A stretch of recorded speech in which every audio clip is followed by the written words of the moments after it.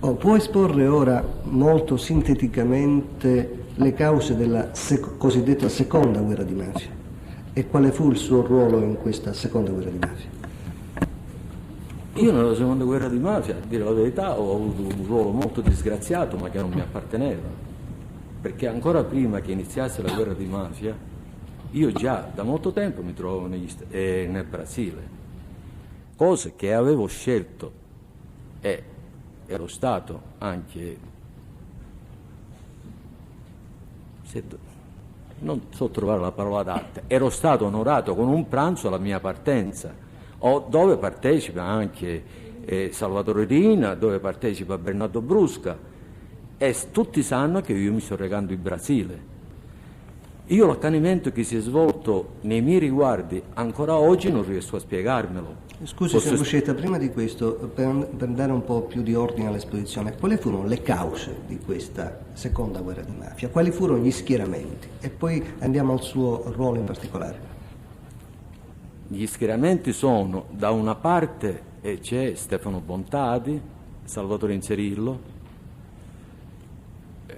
Gigino Pizzuto, Rosario Riccobono,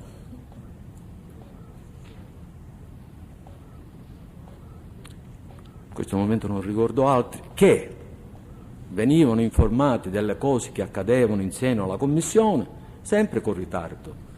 E quando dico questa cosa intendo dire, per esempio, morte di capitani dei carabinieri o colonnelli dei carabinieri uccisi in azioni violente, e loro, questi nominativi che ho fatto prima, non erano a conoscenza di queste decisioni che venivano comunicate dopo e venivano anche respinte quando si chiedevano a queste persone chiarificazione, dicendo: ma adesso facciamo riunione per difendere gli sbirri. Dall'altra parte, l'altro schieramento da chi era formato? L'altro schieramento era formato da Michele Greco, Salvatore Riina, Giuseppe Calò,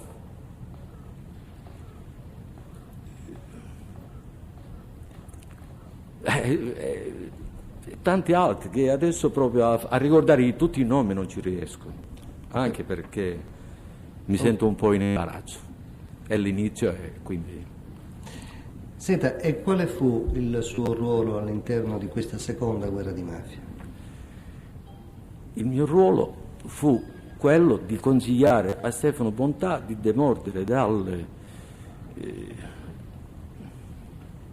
dall'opinione di fare fuori Riina, perché lui diceva che anche il Salamone fosse d'accordo a fare fuori Riina, ma che il Salamone avrebbe detto tutti i difetti di Riina solo dopo la morte di Riina. Io dissi a Stefano Bontadi che in quell'occasione io non vedevo una cosa buona, perché vedevo che lui era un uomo morto, non credevo in questo atteggiamento, e la mia parte fu di dire: io non desidero assolutamente fare parte di queste discussioni e desidero allontanarmi e non essere presente a queste cose. Fra l'altro ho ricevuto anche l'offerta di poter assumere il ruolo che aveva Giuseppe Calò, invitato da lui stesso e caldeggiato anche da persone estranee alla provincia di Palermo, come i cugini Salvo, il quale vedevano in me un mediatore, una persona a cui potersi appoggiare per finire tutte queste sopprussi. Il ruolo di Calò qual era, scusi, per chiarirlo? Che le veniva offerto? Scusi, fu invitato da Calò a fare che cosa? Ad entrare in commissione, al suo posto. Era questa la domanda, Presidente. Prego. E quindi queste discussioni con Bontate in che anno si verificano? Nell'anno 80, esattamente l'anno 80. 1980. Dopodiché cosa accade? Lei resta in Italia oppure va fuori? Io esattamente credo che il 3, il 4 gennaio, il 5 gennaio me ne vado in Brasile. Di che anno? 3-4 gennaio di che anno? del 1981. E in Brasile cessano i suoi rapporti con Bontate, con Cosa Nostra, oppure vi sono ancora dei contatti? No, continuano ad avere informazione, e poi in Brasile io mi ritrovo con dei Greco, cugini di Michele Greco, mi ritrovo con Antonino Salamone. Abbiamo possibilità di verificare dopo la morte di Stefano Bontadi e di dire adesso le cose si mettono in una brutta maniera. Il Salamone ritorna in Sicilia, il Greco ritorna in Sicilia, parlano con Michele Greco e Michele Greco dice che non si devono preoccupare perché era stato fatto fuori Stefano Bontà in quanto aveva tramato per uccidere Salvatore Riina. Chi è questo Greco che ritorna in Sicilia? Il Greco che ritorna Nicola Greco. Nicola Greco. Ma c'era qualcuno che le telefonava da Palermo in quel periodo per chiedere qualche cosa a lei? Presidente, la domanda è suggestiva, se può. Manteneva la domanda è contatti ammessa, la domanda è ammessa, prego. Sì, io ho ricevuto delle telefonate che fanno parte di interrogatori del processo, dove si parlava, dove c'era un certo Lopresti, Ignazio Lopresti, non uomo d'onore, ingegnere, che era socio di Salvatore Inzerillo, è cugino dei cugini Salvo, cioè la moglie del suddetto ingegnere Lopresti era cugina dei Salvi, nelle cui telefonate, che si ha la possibilità di poterle vedere nei verbali, si cerca di farmi tornare in Italia dicendomi che ci sono possibilità di poter avere degli appartamenti, di io poter essere ospitato per poter porre fine a tutto quello che sta succedendo a Palermo. Scusi, chi è che la invitava a tornare in Italia? I cugini Salvo. E perché i cugini Salvo avevano interesse a che lei tornasse in Italia? Perché in quel momento quello che succedeva a Palermo era cronaca di tutti i giorni e cronaca che tutti possiamo sapere se leggiamo i giornali di quell'epoca. E cosa importava ai cugini Salvo della guerra di mafia che era in corso in quel periodo? I cugini Salvo, pur appartenendo a un'altra provincia, Quando lei dice appartenendo, in che senso? Appartenendo come uomini d'onore, Ecco. perché quando parlo dei cugini Salvo vorrei dirlo per inciso, io parlo di Ignazio Salvo che è sottocapo della famiglia di Salemi e di Nino Salvo che è capodicino della famiglia di Salemi e figli di uomini d'onore. E quindi io le stavo chiedendo quale fu il ruolo, qual era l'interesse dei cugini Salvo allo svolgimento e all'evoluzione di questa guerra di mafia. Loro erano schierati da una parte, dall'altra, che interessi avevano? L'interesse dei cugini Salvo non era perché erano schierati da una parte all'altra, perché loro non potevano intervenire come diritto, potevano intervenire in quanto vivevano a Palermo e la loro attività si svolgeva a Palermo. Quindi loro erano interessati in virtù di pacifisti, niente di andare contro uno o contro l'altro. E l'attività che loro volevano da me non era di rivincita, ma era un'attività di poter mediare questa guerra.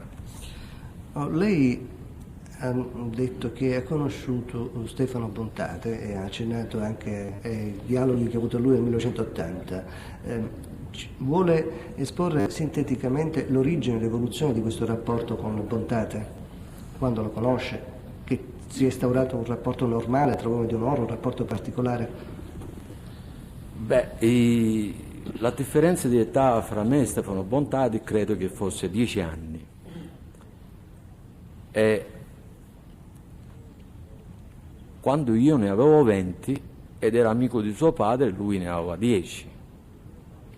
Quindi questo rapporto crebbe dopo che io conoscevo a lui da bambino e conoscendolo da bambino io fui fra i suoi stimatori e fui uno di quelli che suggerì a chi potevo, perché in quell'epoca non esisteva commissione, di fare prendere il posto del padre Paolo Bontadi al figlio Stefano Bontadi come rappresentante della famiglia di Villa Grazia.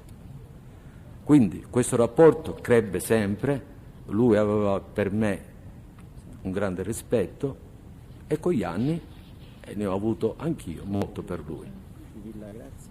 Mi scusi, lei ha detto rappresentante della famiglia di Villa Grazia? Stefano Bontade? No, guardi, si danno tanti nomi a questa famiglia perché arriva fino a Villa Grazia. La famiglia è Guadagna, Santa Maria di Gesù e arriva fino a Villa Grazia. Ho capito. Ho sbagliato perché poi lui è diventato capomandamento di Villa Grazia, anche. Ho capito. E quindi i suoi rapporti con Bontade poi nel tempo vengono mantenuti, si approfondiscono? Sempre. Vengono mantenuti fino a che non mi reco in Brasile e quindi lo lascio vivo e non lo rivedo più. Fino a quell'epoca i rapporti sono sempre ottimi. Ecco, ora l'origine e il contenuto del suo rapporto con Salvatore Inzerillo. Prima di conoscere Salvatore Inzerillo io conoscevo i zii di Salvatore Inzerillo, che corrispondono a...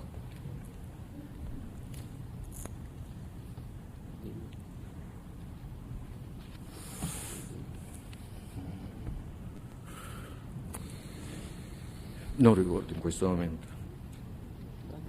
di cui sono rappresentanti della famiglia di Passo di Rigano.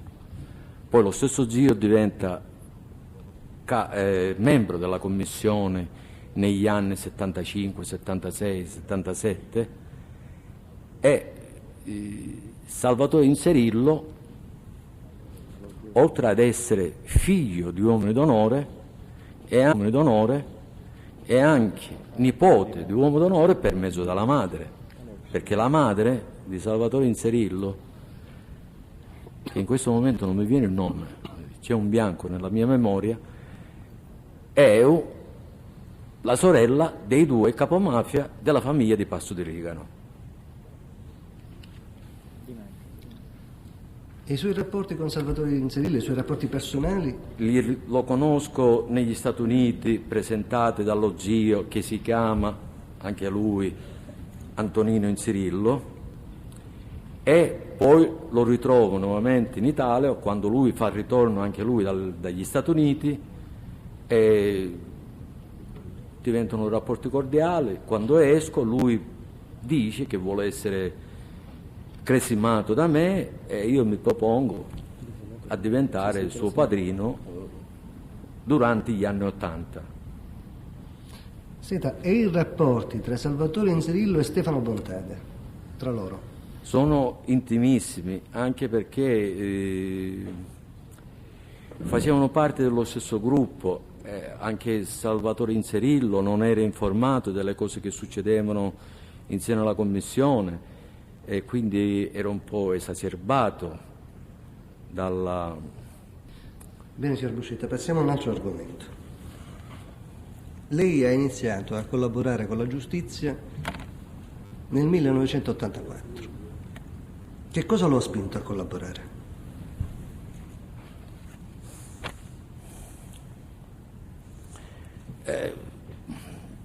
Guardi, io avevo visto già Cosa Nostra degenerare, ma questo non intaccò. Parlo degli anni 70, quando io sono in carcere e quando comincia la mia peregrinazione nei carceri. Quando nel 1977-78 viene rimosso Gaetano Badalamente dalla carica di capo della commissione, quando l'avvento alla droga si è generalizzato, quando sono uscito nel 1980, mi sono reso conto che quei valori a cui se ad altri possono far ridere, per me erano motivi idealistici, si erano persi. non vedevo più l'obbedienza a cui io ero stato insegnato e il rispetto che si aveva per la gente più anziana e più ben pensante, non c'era più. Adesso il valore era denaro, adesso il valore era avere la villa al mare o averla in montagna, adesso il valore era sparava di più, anche se in tutte le epoche si è sempre sparato, ma in quegli anni diventò come una corsa a dire chi sono i più bravi a sparare. Si era perduto veramente l'essenza qual era di aiutare il debole e di fare anche certe volte giustizia a noi stessi. Adesso si era alla lotta più sfrenata. Quindi, pur se non totalmente mi ero distaccato da Cosa Nostra idealmente, posso benissimo dire che già avevo intaccato questo rapporto tra la mia personalità e il nuovo andamento della Cosa Nostra. Ma quello che mi turbò veramente fu la fine dei miei figli, fu la fine di tanti parenti miei, ancora prima che io mi decidessi a collaborare, perché molti parenti sono stati uccisi dopo che un uomo d'onore è tornato collaboratore della giustizia. Io invece non avevo collaborato,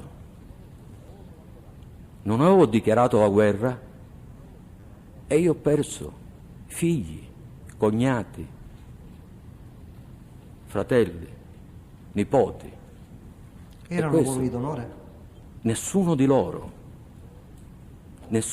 loro era un uomo d'onore, e questo è quello che più mi ha tormentato, perché se i miei figli fossero stati uomini d'onore avrebbero accettato il gioco, sarebbero stati insieme, che le cose andando male potessero subire queste conseguenze. Io non mi sono mai lamentato che cercassero me o cercano me, stanno nel gioco delle parti, ma i miei figli no, i miei figli non entravano. Io avevo conosciuto la guerra di mafia del 1963, dove, ripeto, morivano decine di persone al giorno, ma i miei fratelli andavano ad aprire le loro fabbriche, i miei figli andavano a scuola, mia moglie andava a fare la spesa. E non c'era quel clima che si è instaurato nel 1983. Quindi questa è una delle ragioni più vere che io ho posto a me stesso per poter collaborare con la giustizia. Perché non fermava Rina quando abbiamo strangolato io e tu e altri figli di Buscetta? Con le tue mani l'hai strangolato e ti hai preso quello che somigliava di più a Buscetta nella faccia. E dopo l'uccisione dei suoi figli si verificò qualche altro fatto traumatico che lo riguardava personalmente? Dopo l'uccisione dei miei figli? Dopo che i suoi figli furono uccisi, lei subì qualche altro fatto traumatico che lo riguardava personalmente, che riguardava la sua persona, prese delle decisioni prima ancora di collaborare? Sì, forse allude alla mia decisione personale per liberare la mia famiglia dalla mia presenza.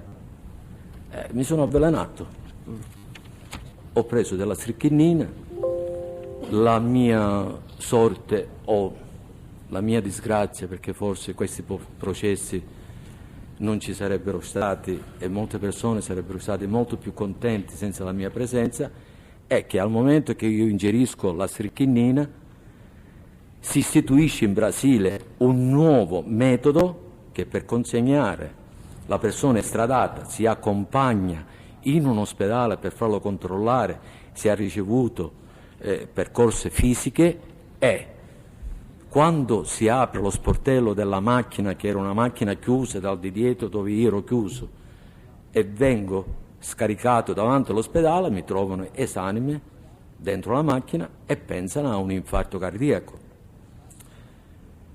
caso del destino vuole che in quel giorno, in quel pronto soccorso, si trova un dottore che è specialista in avvelenamenti, che sostituisce la persona incaricata perché ha un appuntamento con la ragazza, e quindi nel sostituirlo lui dice: questo signore non ha avuto nessun attacco di cuore, questo signore è avvelenato.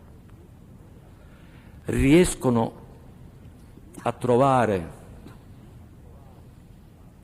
qual è la, forse mi usciva un po' dalla bocca, qual è la ragione, qual è il veleno che ho preso, e mi cominciano a fare dell'altro veleno che si chiama curaro, e quindi mi lascia un po' perdendo il senso dell'orientamento, perdendo il senso della misura. Io non sapevo come alzare il piede, non conoscevo la distanza, ma comunque queste sono cose che riguardano la medicina e non interessano al processo. E voglio aggiungere che questo era stato fatto perché potesse liberare la mia famiglia dalla mia presenza, perché In che sapevo, senso voleva liberare la sua famiglia e la sua presenza? finendo io forse sarebbero finiti i guai per i miei parenti che rimanevano dopo tutti quelli che erano stati uccisi. La mia